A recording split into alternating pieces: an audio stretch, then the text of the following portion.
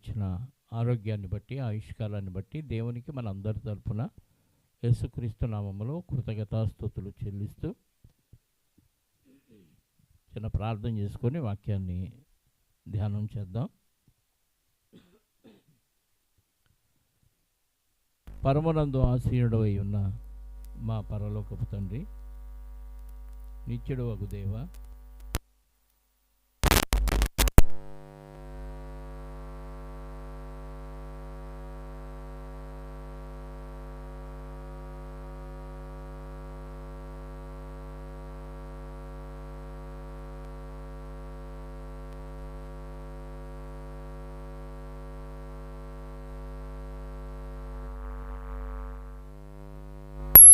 మీరు ఇచ్చిన ఈ అవకాశాన్ని బట్టి మీకు స్తోత్రాలు. ఇవనైనా భూమి మీద యాత్రికులుగా, పరదేశులుగా ఉన్న మేము మా యాత్రను ముగించుకొని ఏదో ఒక దినమున ఖాళీ చేసి వెళ్ళిపోవలసిన వారం. ఈ యాత్ర ఎప్పుడు ముగుస్తుందో మాకు తెలియదు కనుక ప్రతిదానికి సిద్ధపడి మీ చిత్తాన్ని నెరవేరుస్తూ ముందుకు సాగే మహాభాగ్యాన్ని మా అందరికీ ప్రసాదించండి. ఇప్పటి వరకు మీరు జరిగించిన ప్రతి కార్యక్రమాన్ని బట్టి కూడా మీకు క్రీస్తు ద్వారా కృతజ్ఞతాస్తుతులు చెల్లిస్తూ ఇంకా కొన్ని మాటలు మేము నేర్చుకున్నటకు సిద్ధపడుతూ ఉండగా సమయోచితమైన జ్ఞానాన్ని మీ ఆత్మసహాయముతో నాకు అనుగ్రహించండి. మీ పిల్లలకు బోధించే సామర్థ్యాన్ని ప్రసాదించమని, మీ పిల్లలు వాక్యాన్ని విని వాక్యానుసారంగా వారిని వారు సిద్ధపరచుకోవటానికి సహాయాన్ని దయచేయమని మా రక్షకుడు, మా పాప విమోచకుడైన యేసుక్రీస్తు వారి యొక్క రక్షణ కలిగిన నామములో ప్రార్థించి అడిగి వేడుకొనుచున్నాను పరలోకపు తండ్రి, ఆమేన్. రైట్, మంచిది. ఈరోజు మన పాఠం సిద్ధపాటే దిద్దుబాటు. పాఠం పేరు మరలా చెప్తాను. సిద్ధపాటే చెప్పండి, దిద్దుబాటు. మనం సిద్ధపడకుండా చేసే పనులు కొన్ని ఉంటాయి. ఏంటవి? గాలి పీల్చడానికి సిద్ధపడతామా? సిద్ధపడం కదా. ఏదైనా కంటికి నలకడ్డం పడిన, దుమ్ము రేగిన ఆటోమేటిక్గా కనురెప్ప సిద్ధపడకుండానే కొట్టుకుంటుంది. నిద్ర వచ్చినప్పుడు సిద్ధపడాల్సిన అవసరం లేదు, ఆటోమేటిక్గా శరీరం కూలిపోతూ ఉంటుంది. జీవితంలో సిద్ధపడకుండా చేసే పనులు కొన్ని ఉన్నాయి, సిద్ధపడి చేయవలసిన పనులు కొన్ని ఉన్నాయి. కానీ దేనికి సిద్ధపడి చేయాలో, దేనికి సిద్ధపడకుండా ఉంటామో మనం ఆలోచిస్తే మన దైనందిన జీవితంలో ప్రతిదాని కొరకు మనం సిద్ధపాటు కలిగి ఉంటాం. కానీ దేవుని విషయాల్లో మాత్రం సిద్ధపాటు లేదు. వాస్తవంగా బాప్తీసం తీసుకున్న రోజే అన్నిటికీ సిద్ధపడే బాప్తీసం తీసుకోవాలి. అన్ని విషయాలు చెప్పినా బుర్ర ఊపుతారు, తలకాయ ఊపుతారు. దానికి సిద్ధపడ్డావంటే సిద్ధపడ్డానంటారు. నీ సొంత వారి కంటే దేవుడిని ఎక్కువ ప్రేమిస్తావంటే ప్రేమిస్తానంటారు.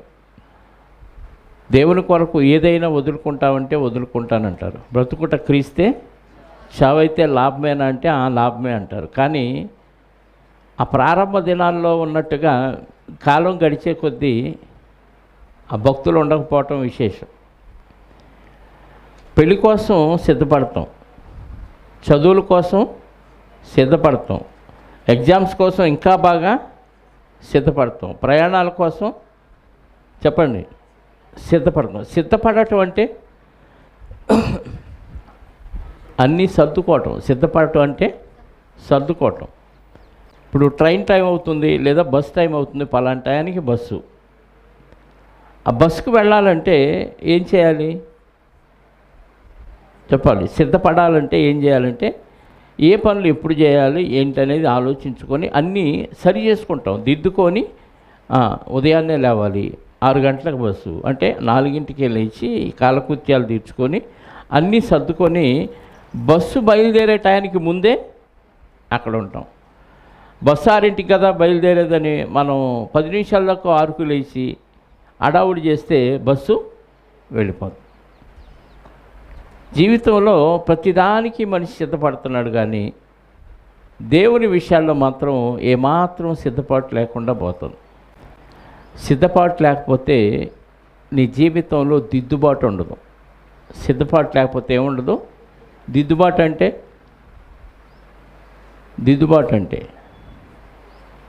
పిల్లల్ని స్కూల్లో చేర్చినప్పుడు పలక మీద ఏ అనే అక్షరమో లేకపోతే ఆ అనే అక్షరమో రాస్తారు.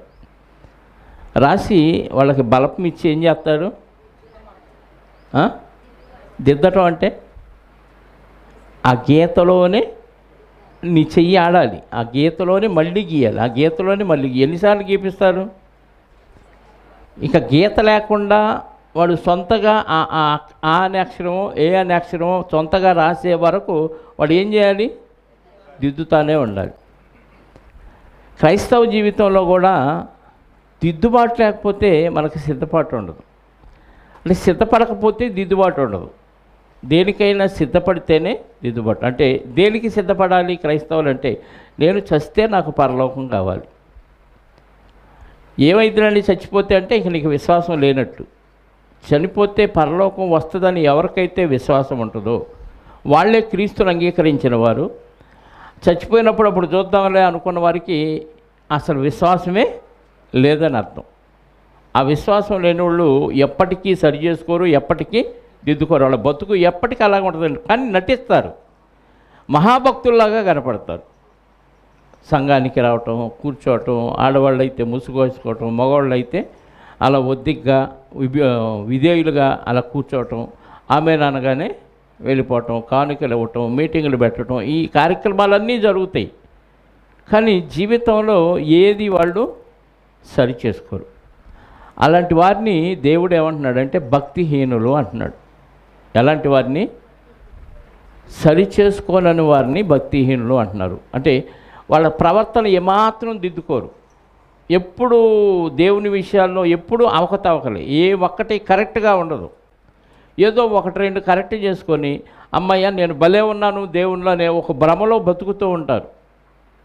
లోకంలో వాళ్ళు ఎలా ఉన్నారో వీళ్ళ పరిస్థితి కూడా అలాగే ఉంటుంది. వీళ్ళు పూర్తిగా భక్తి ఉన్నవారు కాదు, పూర్తిగా భక్తి లేనివారు కాదు. రక్తహీనులు అంటే తెలుసా? రక్తహీనత అంటే అర్థం ఏంటంటే రక్తం ఉంటుంది శరీరంలో కానీ తక్కువ ఉంటుంది.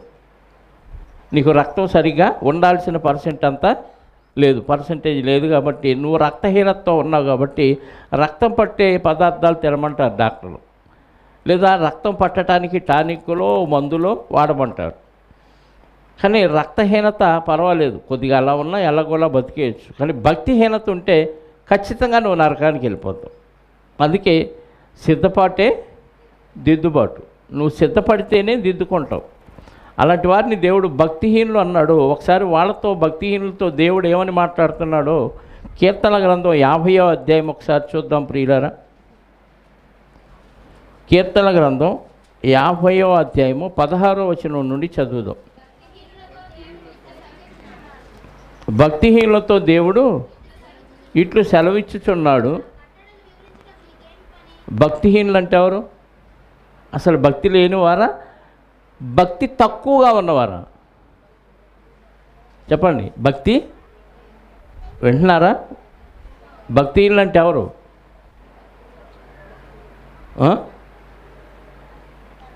ఏమో చెప్పండి. భక్తిహీనులు అంటే ఎవరు? వస్త్రహీనులు అంటే తెలుసా? బట్టలు లేనివారు. వస్త్రహీనులు అంటే బట్టలు లేనివాడు.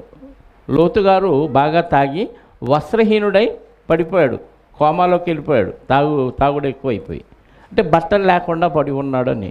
భక్తిహీనులు అంటే భక్తి సరిగా లేనివారు, అంటే తక్కువ భక్తి ఉన్నవారు వీళ్ళు.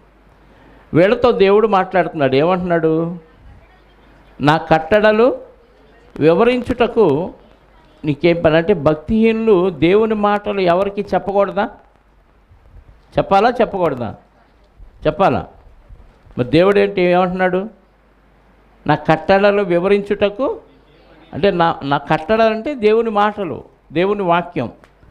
భక్తిహీనులు దేవుని వాక్యం మాట్లాడకూడదు, చెప్పాల్సిన అవసరం లేదు. ఎందుకంటే చెప్పాలంటే ఎవరు చెప్పాలంటే బాగా వాక్యానుసారంగా బతికిన వాడే చెప్పాలి.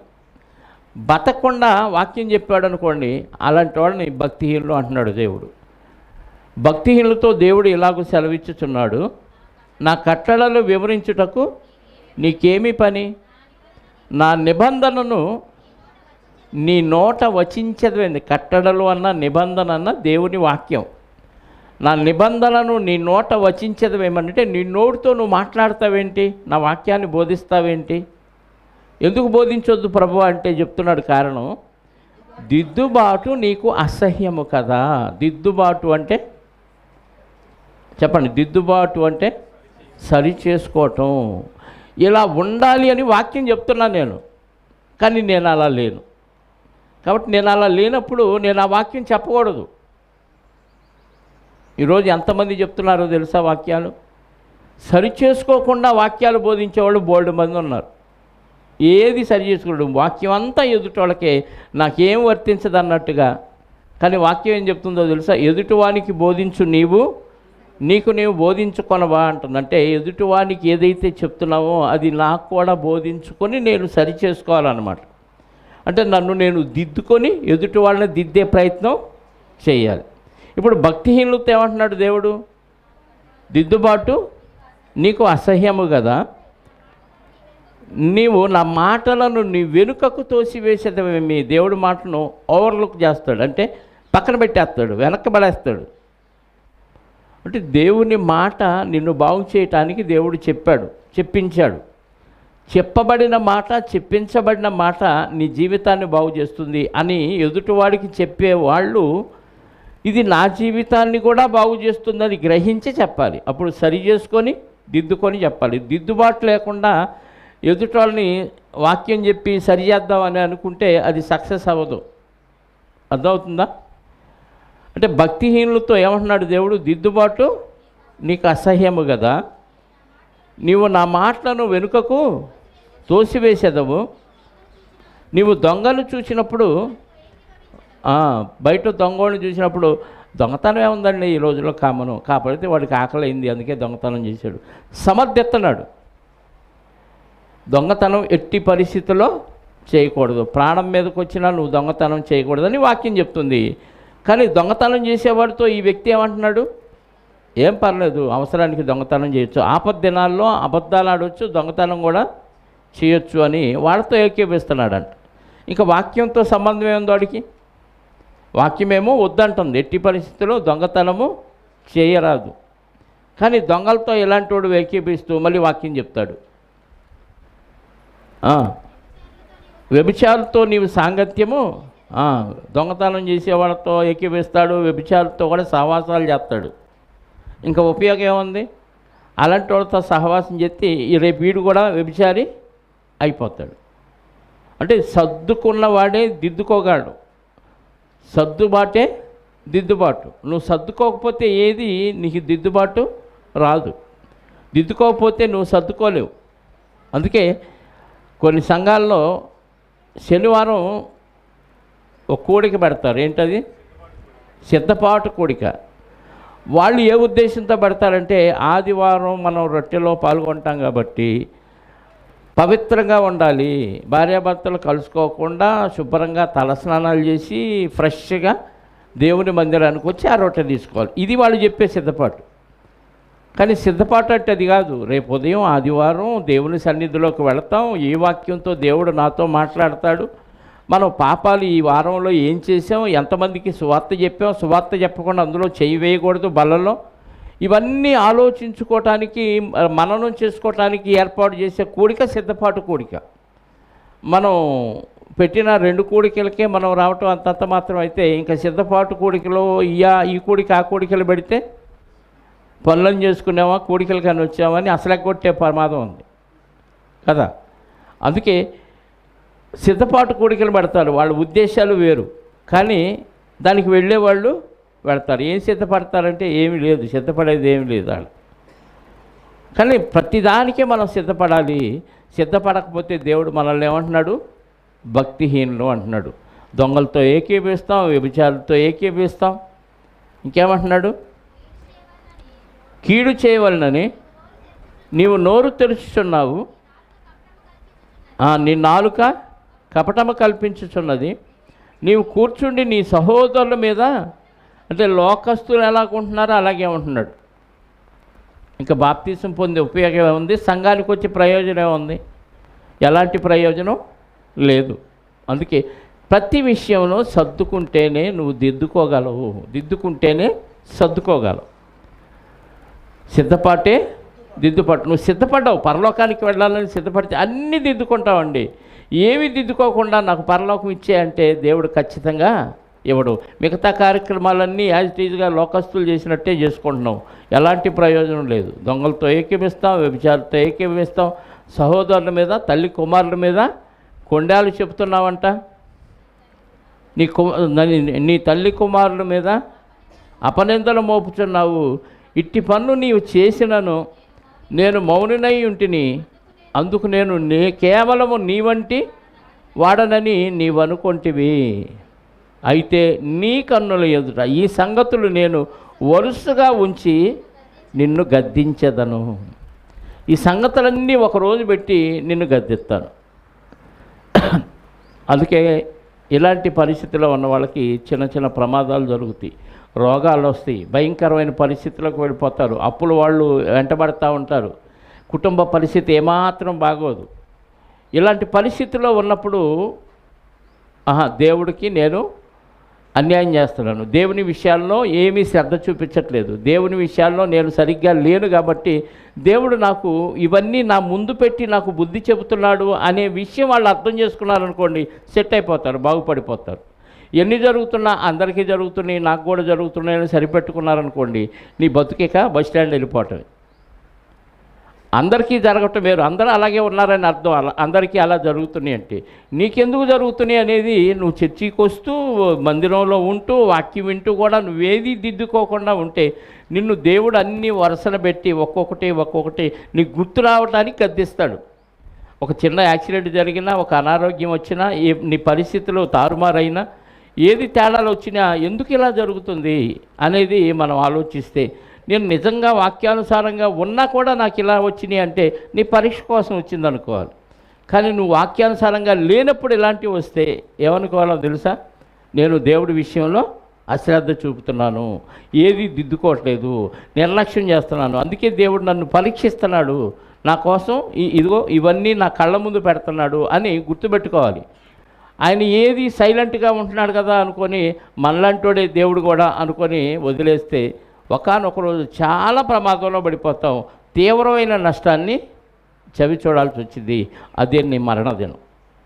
హఠాత్తుగా వచ్చింది మరణం. ఎన్నిసార్లు దేవుడు హెచ్చరించినా ఏమాత్రం సిద్ధపాటు జరగకుండా, దిద్దుకోకుండా అలాగే వదిలేస్తూ వెళ్ళిపోతే ఏదో ఒక రోజు గద్దించి ఏం చేస్తాడు?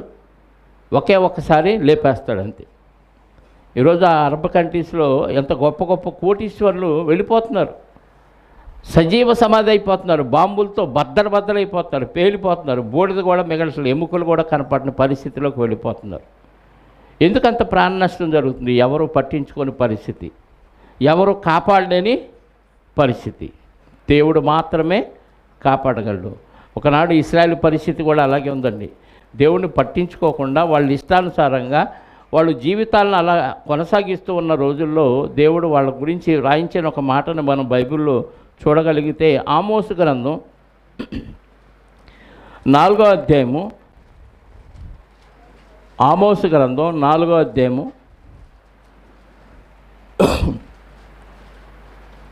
ఆమోసు గ్రంథం 4వ అధ్యాయము 4వ వచనం నుండి చూడండి.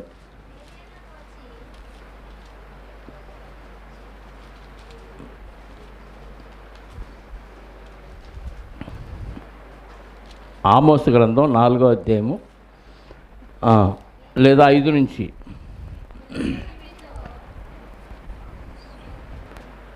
పులిసిన పిండితో స్తోత్రార్పణలు అర్పించుడి, స్వేచ్ఛార్పణములను గురించి చాటించి ప్రకటన చేయుడి. ఇశ్రాయేలులారా, ఇలాగు చేయుట మీకు ఇష్టమై ఉన్నది, ఇదే ప్రభువైన యెహోవా వాక్కని.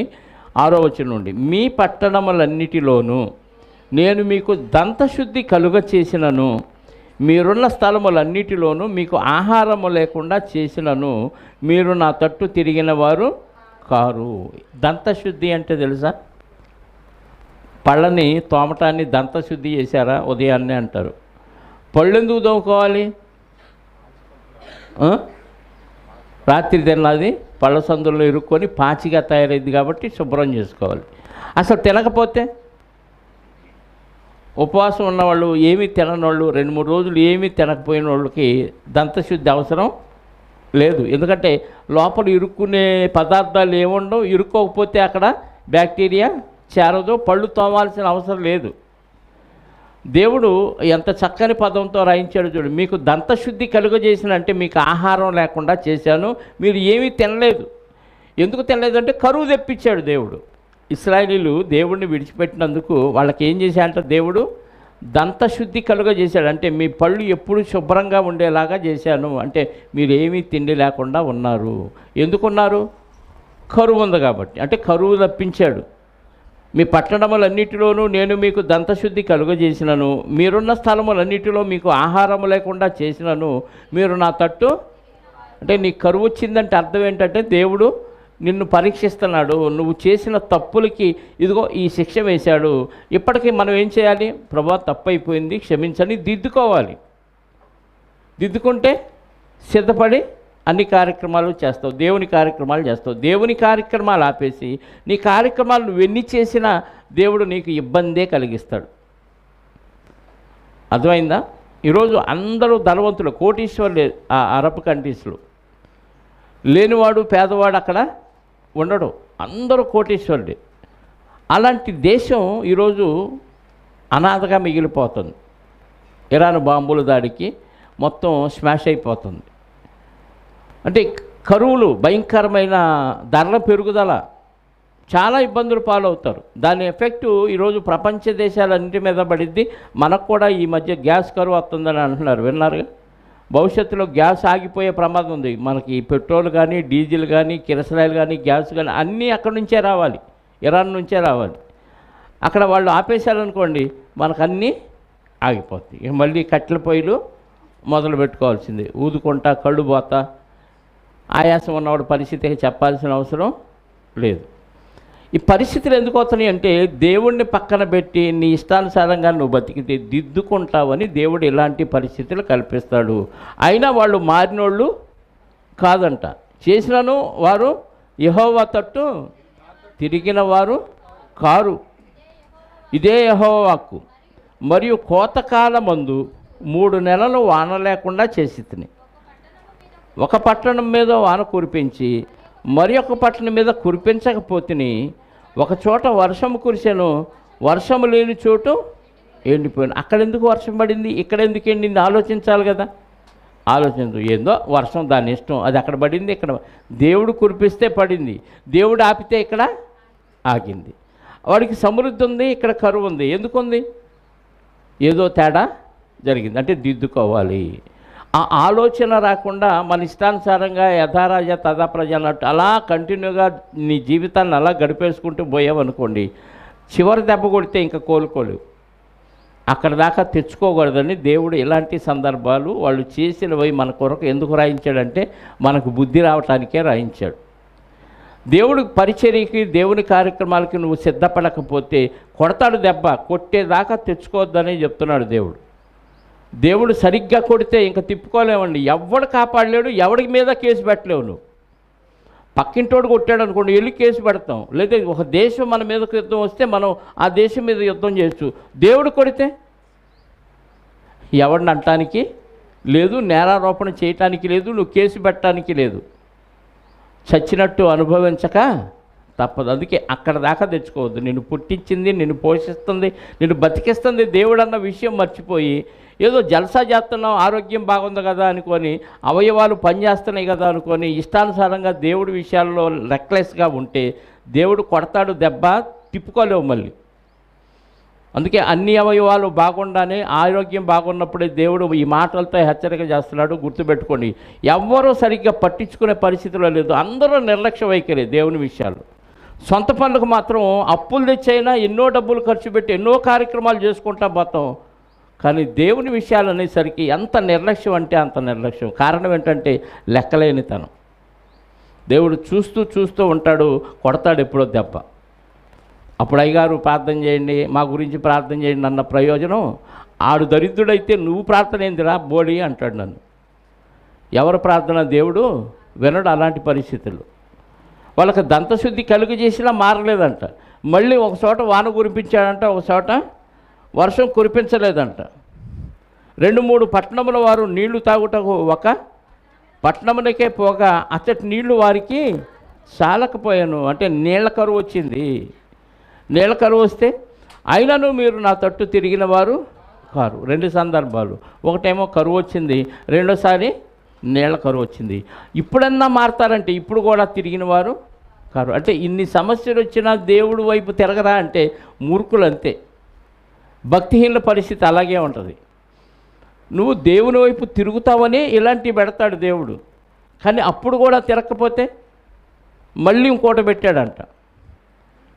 మరియు మీ సస్యములను ఎండు తెగులు చేతను కాటుక చేతను, అంటే పొలంలో ఉన్న పంట, సస్యాలు అంటే ధాన్యం, మీ పంటలో తెగులు చేతను, ఏ కాటుక తెగులు చేతను కాటుక చేతను నేను, కాటుక అంటే కంకి కాటుక తెగులు అని ఒకటి ఉంటుంది, నల్లబడిపోతాయి అన్నీ.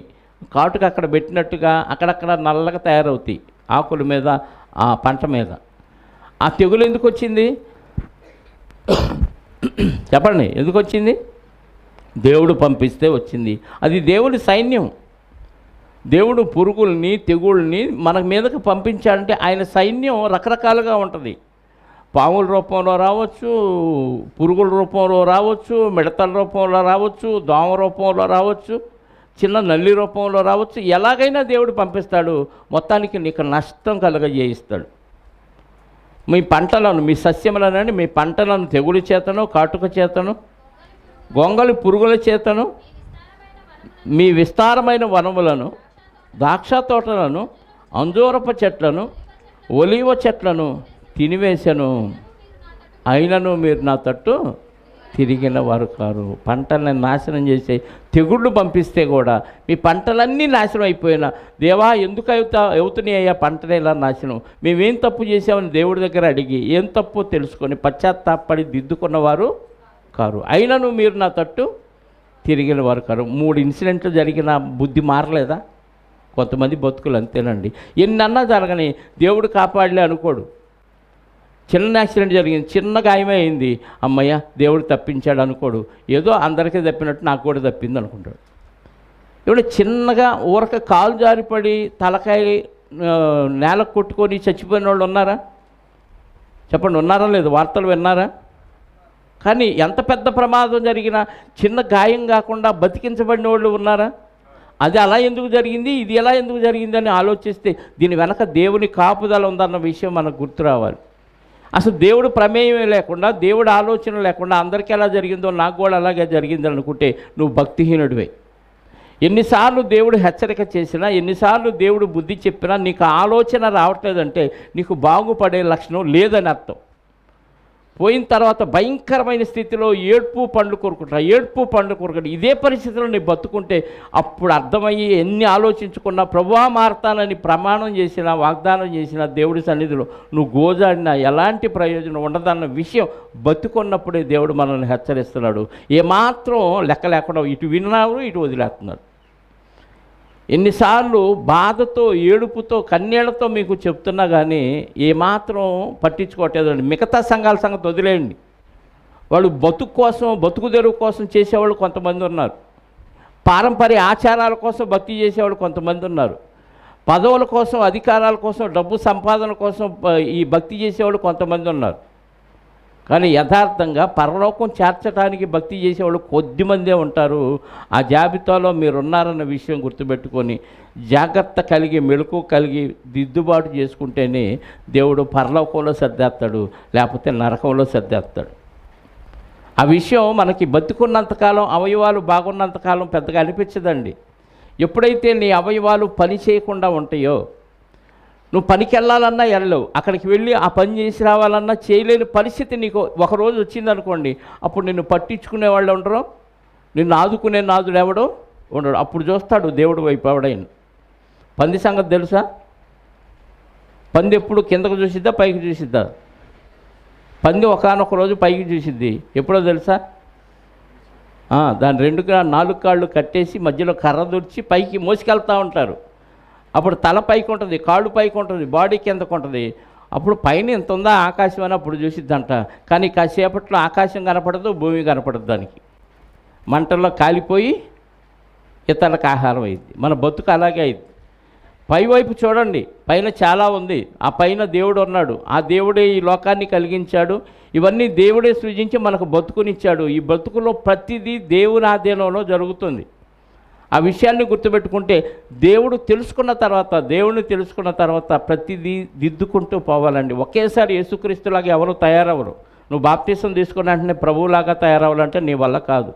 కానీ ఒక్కొక్కటి ఎన్ని రోజులు గడిచినా, ఎన్ని నెలలు గడిచినా, ఎన్ని సంవత్సరాలు గడిచినా ఏమాత్రం మార్పు లేకుండా ప్రారంభంలో నీ బతుకు ఎలాగుందో ఇప్పటికీ అలాగే ఉంటే సర్దేస్తాడు. ఒకరోజు మాత్రం చెప్తున్నాను, ఇశ్రాయేలుని ఎన్నిసార్లు సరి చేశాడో చూడండి.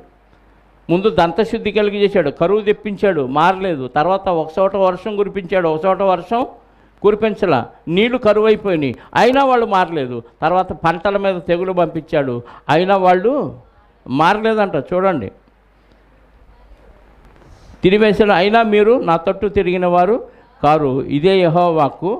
మరియు నేను ఐగుప్తీయుల మీదకి తెగుళ్ళు పంపించినట్లు మీ మీదకి తెగుళ్ళు పంపించితిని. మీ దండుపేటలో పుట్టిన దుర్గంధమును మీ నాసికారంధ్రములకు ఎక్కునంతగా మీ యవ్వనులను ఖడ్గము చేత హతము చేయించి మీ గుర్రములను కొల్లపెట్టించితిని. అయినను మీరు నా తట్టు తిరిగిన వారు కారు, ఇదే యెహోవా వాక్కు. దేవుడు సొదొమ గొమొర్రాలను బోర్ల తోసి నాశనము చేసినట్లు నేను మీలో కొందరిని నాశనము చేయగా మీరు మంటల్లో నుండి తీయబడినట్టు కొరువులైనట్టు తప్పించుకొంటిరి. అయినను మీరు నా తట్టు తిరిగిన వారు కారు, ఇదే యెహోవా వాక్కు. ఎన్నిసార్లు ఎన్ని రకాలుగా దేవుడు వాళ్ళని ఇబ్బంది పెట్టినా వాళ్ళు ఏమాత్రం తిరిగిన వారు కాదు. అంటే దరిద్రుడిని ఎవడూ బాగు చేయలేడని అర్థం. తెలుసా? కథ ఉండేది ఒకటి, అంటే అబద్ధం లేండి అది. ధనాన్ని ఇచ్చే దేవత, దరిద్రాన్ని ఇచ్చే దేవుడు. తెలుసా? ధనాన్ని ఇచ్చే దేవత, దరిద్రాన్ని ఇచ్చే దేవుడు. వాళ్ళిద్దరికి పోటీ పడిందట. దేవుడికి పోటీ చూడండి. పోటీలో నేను బాగు చేయాలంటే ఎవడో పాడు చేయలేదు అని ధనం ఇచ్చే దేవత అందంట. నేను తలుచుకుంటే ఎవరికైనా ఎంతైనా ధనాన్ని ఇచ్చేస్తాను, ఇంకా వాడు గొప్పోడైపోతాడు అని అంటే, నేను తలుచుకుంటే ఎంత గొప్పోడైనా దరిద్రుని చేస్తానని ఈ దరిద్రుడు దేవుడు అన్నాడంట. విన్నారా? అప్పుడు సరే చూద్దామని ఒక దరిద్రుడిని సెలెక్ట్ చేసుకొని, వాడు భయంకరమైన దరిద్రుడు, ఏమీ లేదు, అలా నడుచుకుంటూ వెళుతూ ఉంటే వాడి ముందు బంగారపు మూట ఒకటి పడేసిందంట. ఎవరు? ధనాన్ని ఇచ్చే దేవత. ఆ మూట తీసుకొని వాడు గొప్పోడైపోతాడు కదా, చూసుకో నేను ఎంత బాగు చేశానో, వాడిని ఎంత గొప్పోడు చేశానని దరిద్రుడు దేవుడిని ఓడించడానికి ఈ దేవత వేసిన ప్లాన్. అప్పుడు వాడు అక్కడ దాకా ఇంకా కొద్ది దూరంలో ఆ మూటం ధనంగా ఇక్కడ నుంచి దరిద్రుడు దేవుడు ఏం చేశాడంటే వీడికి ఒక ఆలోచన ఇచ్చాడు. ఏంటి? నేను కళ్ళు మూసుకొని ఎంత దూరం నడవగలను అనే ఆలోచన ఇచ్చాడు. అలా కళ్ళు మూసుకున్నాడు, ఆ మూటను తొక్కుకుంటూ వెళ్ళిపోయాడు. ఏం లాభం? ఏమైంది అంటే బాగు చేయాలన్నా బాగుపడిన దరిద్రులు కొంతమంది ఉంటారన్న విషయం మనకు అర్థం కావాలి. ఎన్నిసార్లు వాళ్ళని హెచ్చరించిన ఇశ్రాయేలీల్లో మార్పు రాలేదంట. ఇన్నిసార్లు ఎన్ని వాక్యాలు చెప్పినా మనలో మార్పు రాకపోతే, మనం దిద్దుబాటు చేసుకోకపోతే మన జీవితాలు నరకంలో సర్దుబాటు చేస్తాడు ప్రియుల. ఇది పరలోకానికి సంబంధించిన విషయాలు నేర్చుకోవటానికే మనం ఇంత కష్టపడ్డాం. ఈ ఈ వాతావరణాన్ని కలిగించుకొని కొంత సమయాన్ని కేటాయించి మనం ఈ కార్యక్రమాలు చేస్తున్నాం. ఇది ఏదో భక్తి లాంటిది లేదా నామకార్థంగా చేస్తే సరిపోతుంది అనుకుంటే చాలా పొరపాటు. మిగతా వాళ్ళు ఉంటారు, ఆ టయానికి వెళ్ళి దండం పెట్టుకొని చెంపలేసుకొని దేవుడికి ఏదో ఒక చిన్నదో కానుకో, ఒక కొబ్బరికాయో లేకపోతే ఏదో ఒక చిన్నది దేవుడికి ఇచ్చేస్తే దేవుడు హ్యాపీగా ఫీల్ అవుతాడు.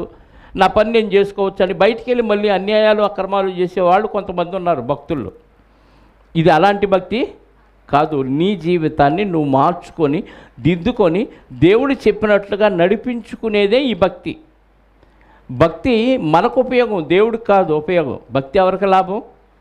మనకు లాభం. మన భక్తి మనకి లాభం, మన తోటి వారికి లాభంగా ఉండాలి తప్ప దేవుడికి ఏమాత్రం మన భక్తి వలన ప్రయోజనం లేదు. నువ్వు వస్తే ఎంత, రాకపోతే ఎంత, దేవుడికి ఏమి నష్టం చెప్పండి? ఒకళ్ళు కావాలనుకుంటే ఇంకా 1,000,000 మంది మనుషులను సృష్టించుకొని వాళ్ళని పరిశుద్ధులుగా మార్చలేడా? మార్చుకోగలడు కదా దేవుడు. మరి నీకే అవకాశం ఇచ్చాడంటే నువ్వెంత సంబరపడాలి? లోకంలో చాలామంది ఉన్నారు, వాళ్ళ దగ్గరికి వాక్యం ఇంకా చేరలేదు. చేరి నీ దగ్గరకు వచ్చి నీ హృదయంలోనికి వెళ్ళి నిన్ను మార్చి నువ్వు మనిషిగా అంటే దేవుడుగా మారటానికి దేవుడు ఈ వాక్యాన్ని మనకి ఇస్తే దీన్ని కూడా ఇప్పుడు కూడా నిర్లక్ష్యం చేస్తూ ఐహిక విచారాలు ధనమోసం చేత భక్తిని పారదోలుకుంటే, భక్తిని తీసేసుకుంటే ఈ దేవుడు కూడా మనల్ని బాగు చేయాలనుకోడు ప్రియులారు. మనకు వచ్చే ఈ సమస్యలన్నిటికీ కారణం మనం సరిగ్గా భక్తిలో లేవన్న విషయాన్ని మనం అర్థం చేసుకుంటే, వెంటనే దిద్దుకుంటే అన్నీ సెట్ అయిపోతుంది. దేవుని పిల్లల కోసం దేవుడు ఎక్కువగా ఇవ్వడం, అలానే తక్కువగా ఉంచడు. ఎలా ఉంచుతాడో తెలుసా? సమస్తం రోమపత్రిక 8:26లో చెప్తాడు. ఆయన ప్రేమించు వారికి అనగా, చదవండి, ఆయన సంకల్పము చొప్పున పిలువబడిన వారికి వీలు కలుగుటకై 8:26 దేవుని ప్రేమించు వారికి అనగా ఆయన సంకల్పము చొప్పున పిలువబడిన వారికి మేలు కలుగుటకై సమస్తమును సమకూడి జరుగుచున్నవని ఎరుగుదము. అంటే అన్ని సమస్తం సమకూడి జరుగుతాయా? సమస్తం సమకూడి ఎవరికి? ఆయన్ని ప్రేమించే వారికి. ఆయన ప్రేమించటం అంటే ఆజ్ఞలను గైకుంటాం. అంటే నువ్వు వాక్యానుసారంగా బతికితే నీకు అన్నీ సెట్ అయిపోతాయి. బతకపోతే నువ్వు సెట్ చేసుకోవాలి. నువ్వు సెట్ చేసుకున్నది మారవచ్చు, సెట్ అవ్వచ్చు, సెట్ కాకపోవచ్చు. నువ్వు ఎన్ని ప్రయత్నాలు చేసినా అవకతవకలు తప్పవు. కానీ దేవుణ్ణి ప్రేమించి దేవుని వాక్యానుసారంగా నువ్వు బతికితే నువ్వు ఏమీ సెట్ చేసుకోవాల్సిన అవసరం లేదు, దేవుడే అన్నీ సెట్ చేస్తాడు. ఇశ్రాయేలీయులు ఒకానొక రోజు దేవుడు కాపాడి ఐగుప్తు దేశం నుంచి కనాను దేశంలో ప్రవేశింపజేసిన తర్వాత, రాజ్యాలన్నింటినీ వశపరిచిన తర్వాత, రాజుల పరిపాలన అయిపోయే సమయంలో బబులోను రాజు వచ్చి వీళ్ళని చెరలోనికి తీసుకెళ్ళిపోతాడు. చెరలోనికి తీసుకెళ్ళిన తర్వాత మళ్ళీ దేవుడు అన్య రాజులకు ప్రేరణ ఇచ్చి తిరిగి యెరూషలేముకు రప్పించి యెరూషలేము ప్రాకారాలను కట్టిస్తాడు. యెరూషలేముని తిరిగి బాగు చేయిస్తాడు వాళ్ళ చేత. చేయించిన తర్వాత వాళ్ళందరినీ మళ్ళీ సరి చేయటానికి ఎజ్రా అనే ఒక ఆయన ఏం చేస్తాడో తెలుసా? ఒకసారి ఎజ్రా గ్రంథం ఆ మాటలు చూడగలిగితే 10వ అధ్యాయము, ఎజ్రా గ్రంథము 10వ అధ్యాయము 10వ వచనం నుండి చదవండి. ఎజ్రా గ్రంథము 10వ అధ్యాయము 10వ వచనం నుండి. అప్పుడు యాజకుడైన ఎజ్రా లేచి వారితో ఇట్లా, మీరు ఆజ్ఞలను మీరి అండ్ల స్త్రీలను పెళ్లి చేసుకొని ఇశ్రాయేలు అపరాధమును ఎక్కువ చేసితిరి. కాబట్టి ఇప్పుడు మీ పితరుల యొక్క దేవుడైన యెహోవా మీ ఎదుట మీ పాపమును ఒప్పుకొని ఆయన చిత్తానుసారముగా నడుచుకొనుటకు సిద్ధపడి దేశపు జనులను అన్ని స్త్రీలను విసర్జించి మిమ్మును మీరు ప్రత్యేకపరుచుకొని ఉండుడి. అందుకు సమాజకులందరూ ఎలుగెత్తి అతనితో ఇట్లనరి, నీవు చెప్పినట్టుగానే మేము చేయవలసి ఉన్నది. అయితే జనులు అనేకులై ఉన్నారు, మరియు ఇప్పుడు వర్షము బలముగా వచ్చుచున్నందున మేము బయట నిలువలేము. ఈ పని 1-2 దినములలో జరుగునది కాదు. ఈ విషయంలో అనేకులము అపరాధులము. కాబట్టి సమాజపు పెద్దలందరినీ ఈ పని మీద ఉంచవలను. మన పట్టణముల యందు ఎవరెవరు అన్ని స్త్రీలను పెళ్లి చేసుకొనిరో వారందరూ నిర్ణయకాలమందు రావలెను. మరియు ప్రతి పట్టణము యొక్క పెద్దలను న్యాయాధిపతులను ఈ సంగతిని బట్టి మా మీదకి వచ్చిన దేవుని కఠినమైన కోపము మా మీదికి రాకుండా తొలగిపోనట్లు వారితో కూడా రావాలని చెప్పాను. ఏం చెప్పాడు యెహోషువ గారు, ఎజ్రా గారు? అంటే ఇశ్రాయేలీలు అన్య స్త్రీల పెళ్ళి కానీ వీళ్ళు తప్పిపోయారు. ఎందుకంటే పూర్తిగా విగ్రహారాధనలోకి వెళ్ళిపోయారు. విగ్రహారాధనలోకి వెళ్ళిపోగానే అన్య స్త్రీలను పెళ్లి చేసుకున్నారు. మళ్ళీ సమకూర్చాడు. యెరూషలేములో సమకూర్చినప్పుడు ఇప్పుడు మిమ్మల్ని మీరు సిద్ధపరచుకోండి. ఎలా? అన్య స్త్రీలను మీరు పెళ్లి చేసుకున్నారు కాబట్టి మీ భార్యలను మీరు విడవచ్చా? చెప్పండి. అన్ని స్త్రీలను పెళ్లి చేసుకున్న వాళ్ళు భార్యలను చేసుకొని పిల్లలను కూడా కన్నారు. ఇప్పుడు విడిచిపెట్టాలా వద్దా? భార్యను విడిచిపెట్టడం దేవునికి ఇష్టమా కష్టమా? దేవుడు విడాకులు చెప్పాడా లేవా? వారిద్దరూ ఏక శరీరమై ఉందరు అన్నాడు కదా దేవుడే. పెళ్ళైన తర్వాత భార్యాభర్తలు ఏమయ్యారు? ఏక శరీరం. అక్రమ సంబంధంగా చేసుకుంటే అది ఏక శరీరం కాదు. నువ్వు చేసుకున్నదే అక్రమం. దేవుడు వద్దన్న వివాహం చేసుకున్నావు కాబట్టి విడిచిపెట్టవచ్చా అంటే ఖచ్చితంగా విడిచిపెట్టవచ్చు. అర్థమైందా? ఒక ఆయన అధికారపూర్వకంగా ఒక పెళ్లి చేసుకున్నాడు, అనధికారికంగా ఇంకొక ఆమెతో పెళ్ళే చేసుకున్నాడు. ఇప్పుడు ఆయన మారిపోయాడు. ఉదాహరణగా చెప్తున్నాను. మారకముందు ఇద్దరిని చేసుకున్నాడు, తర్వాత మారాడు. మారిన తర్వాత ఇద్దరిని ఉంచుకొని పరిచర్య చేయొచ్చా? ఒకరితోనే ఉండాలి. ఇప్పుడు ఒకరితోనే ఉండాలంటే ఎవరిని విడిచిపెట్టాలి? రెండవది చేసుకున్నాడు చూసారా, అది అక్రమం. అక్రమంగా చేసుకున్నది విడిచిపెట్టే అవకాశం ఉంది బైబిల్ ప్రకారంగా. సక్రమంగా చేసుకున్నదే నిజమైన వివాహ బంధం. అదే నీ శరీరంతో ఏక శరీరమై ఉంటుంది. అప్పుడు మీ ఇద్దరు మాత్రమే ఏక శరీరమై ఉంటారు. అక్రమంగా చేసుకున్న 10 పెళ్ళిళ్ళైనా సరే విడిచి అవతల పడేటివి. అందుకే ఎజ్రా గారు ఖచ్చితంగా ఏం చెప్పారు వాళ్ళకి? మీ భార్యలను మీరు విడిచిపెట్టండి. కాకపోతే ఇది ఒక రోజులో అయ్యే పని కాదయ్యా, కొంచెం టైం కావాలి. ఎవరెవరు అన్య స్త్రీలను పెళ్లి చేసుకున్నారో ఒక జాబితా తయారు చేసి ఇశ్రాయేలు అందరిలో తిరిగి కొంతమంది పెద్దలు ఎవరెవరు అన్య స్త్రీలను చేసుకున్నారో ఆ లిస్టు తయారు చేసి ఒకానొక రోజు వాళ్ళందరూ నీ ముందు సమావేశమయ్యేటట్టు ఏర్పాటు చెయ్యి. దీనికి కావాల్సిన సమయం కొంత ఉంది. ఇప్పుడు వర్షం పడుతుంది కాబట్టి ఇప్పుడు ఇవన్నీ ఇమ్మీడియట్గా జరిగాయి కాదు. అంటే వాళ్ళు ఒప్పుకున్నారా విడిచిపెట్టడానికి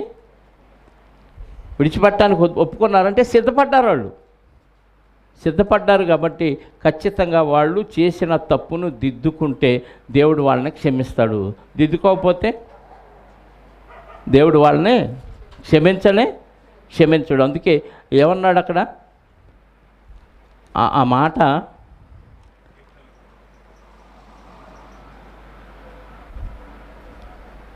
ఎన్నో వచనం? 10 నుంచి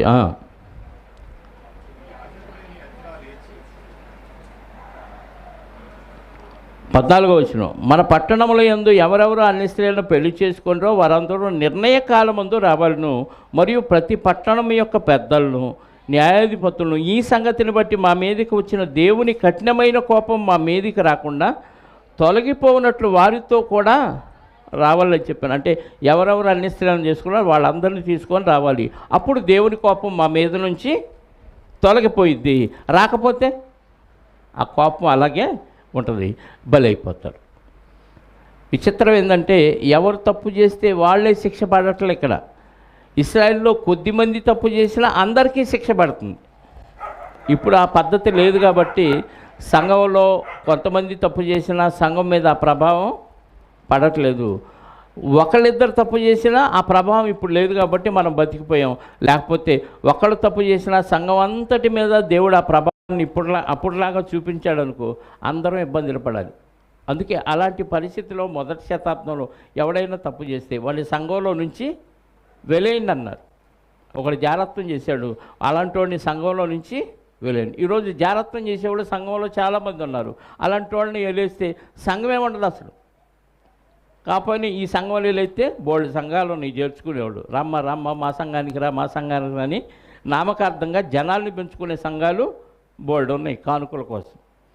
ఇప్పుడు అది కుదిరే పని కాదు. కాబట్టి ఆ దినాల్లో అలాంటి వాళ్ళని నా దగ్గరికి సమకూర్చండి. అప్పుడు దేవుని యొక్క కఠినమైన కోపం మా మీదకు రాకుండా తొలగిపోనట్లు వారితో కూడా రావాలను. అప్పుడు ఆసేహేలు కుమారుడైన యోనాతాను, తిక్వా కుమారుడైన యహజ్యాయును మాత్రమే ఆ పనికి నిర్ణయించబడి మెషుల్లామును లేవీయుడైన షబ్బెతయును వారికి సహాయకులై ఇద్దరు వచ్చారు. వాళ్ళకిద్దరు సహాయకులై ఉన్నారు. చెర నుంచి విడుదల నొందినట్లు వారు అట్లు చేయగా యాజకుడైన యజ్రాయును పెద్దల్లో కొందరును ప్రధానులను వారి పితరుల ఇంటి పేరును బట్టి తమ తమ పేర్ల ప్రకారము అందరినీ వేరుగా ఉంచి 10వ నెల మొదటి దినమున ఈ సంగతిని విమర్శించుటకు కూర్చుండిరి.